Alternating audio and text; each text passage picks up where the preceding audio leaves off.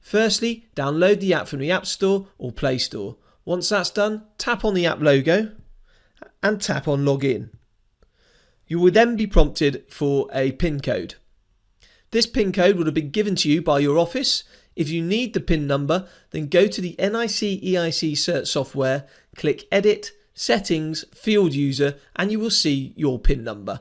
Once that's accepted, enter your username and password that will have been set up on the NIC EIC Cert software.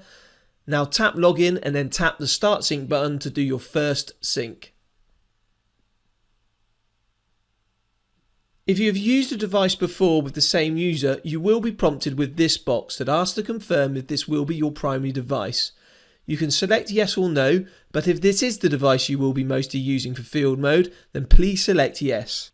Now the sync is finished, you will be asked to download templates. Do this to grab the latest certificate changes.